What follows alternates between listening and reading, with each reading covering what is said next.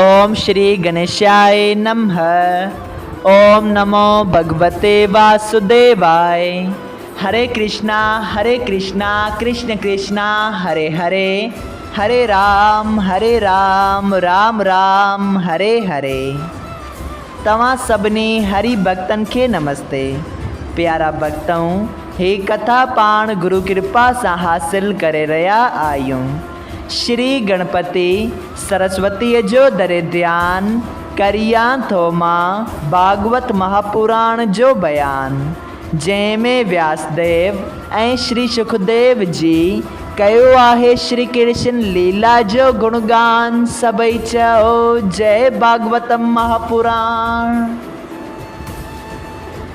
प्यारा भक्तों, कल कथा में पाण श्रीमद् भागवत महापुराण साहिब जे 10 स्कंद जे अध्याय 88 जे पहिरें भाग में ॾिठो त राजा परीक्षित श्री सुखदेव जी स्वामी खां पुछियो त भगवान विष्णु पंहिंजे भक्तन खे छो दुखी ऐं निर्धन रखे थो, यानी कि उहे ग़रीब ऐं लाचार छो थियनि था। तॾहिं श्री सुखदेव जी चवनि था त हे राजा, तुंहिंजे ॾाढे बि साॻियो ई सवाल कयो, जंहिं ते भगवान श्री कृष्ण उन्हनि खे जवाबु ॾिनो त जिन माण्हुनि वटि धन ऐं लक्ष्मी ऐं दुनिया जा सुख ऐं वैभव आहिनि, उहे हिन माया ॼार में फासी वञनि था। ऐं मां हरगिज़ ईअं नथो चाहियां त मुंहिंजा भॻत हिन माया में फासी मूंखे विसारे छॾीनि, जंहिं करे मां उन्हनि खे निर्धन रखां थो। उनखां पोइ राजा परीक्षित के श्री सुखदेव जी स्वामी वरखासुर नाले हिकु दैत जी कथा ॿुधाइनि था त जेको 7 ॾींहंनि ऐं 7 रातनि ताईं तमामु कठिन तप करे पंहिंजे बदन जो सॼो मांस होम करे छॾे थो, ऐं आख़िर में जॾहिं हिन पंहिंजे शरीर खे होम करण जो निश्चय कयो, तॾहिं भॻवान शिव अची हिन जो हथु जले चयो त पुटु, कहिड़ो वरदान खपई। सबई चओ जय श्री कृष्णा। अचो त अॼु पाण श्रीमद् भागवत महापुराण साहिब जे 10 स्कंद जे अध्याय 88 जे ॿिए भाग में ॾिसूं त वरखासुर श्री शिव जी खां कहिड़ो वरदान घुरे थो। सबई चओ जय श्री कृष्णा। श्री सुखदेव जी स्वामी चवनि था त हे राजा, वरखासुर भगवान शिव जी इहा ॻाल्हि ॿुधी हथ जोड़े वेनती करे चवणु लॻो त हे महाप्रभु, मूंखे अहिड़ो वरदान ॾियो त जंहिंजे मथे ते हथु रखां सो उन ई वक़्तु जली रख थी वञे। इहो ॿुधी श्री महादेव जी वीचार कयो त हे अधर्मी दैत इहो वरदान घुरी संसारी जीवन खे दुख ॾियण थो घुरे, पर छा करियां, वचन ॾेई चुको आहियां। श्री महादेव जी चयो त चङो, मां तोखे गुरबुल वरदान ॾियां थो।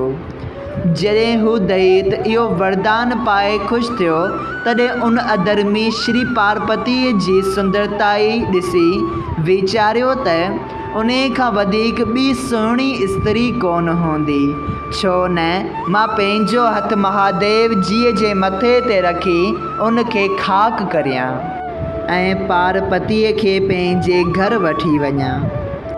प्यारा भक्तों, जॾहिं उन पापी अभिमानी पंहिंजो हथु श्री महादेव जीअ जे मस्तक ते रखणु पायो, तॾहिं श्री शिव अंतर्यामी उतां सभिनी लोकनि ऐं ॾहनि ॾिसाइनि में भॼंदो रहियो, पर उन दैत उन जी पुठि न छॾी।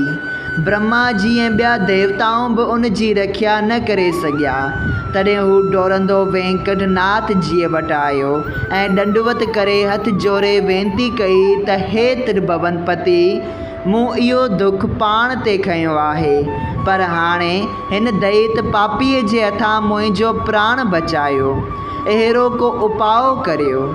इहे दीन वचन ॿुधी श्री नारायण जी भक्त हितकारी श्री महादेव जीअ खे चयो, तूं धीरज रख, मां तजवीज़ करियां थो।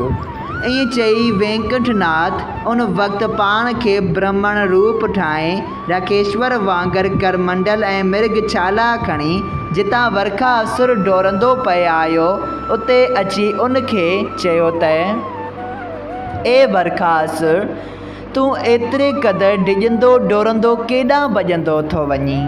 पंहिंजो हाल त मूंखे ॿुधा।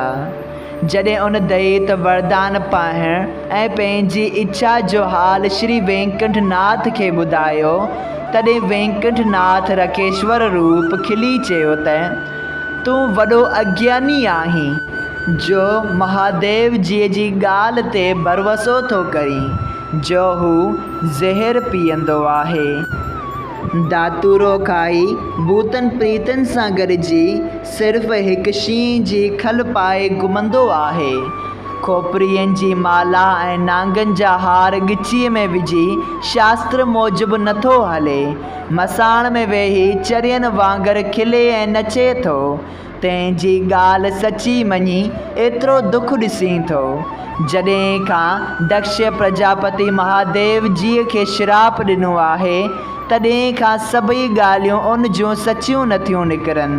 तंहिं करे तूं पंहिंजे मथे ते हथ रखी पहिरियां ई उन वरदान जो आज़मूदो वठि। जॾहिं पाण ते इहा ॻाल्हि सची ॾिसीं, तॾहिं पोइ जेके करणु बाहीं सो ज़रूरु कजि।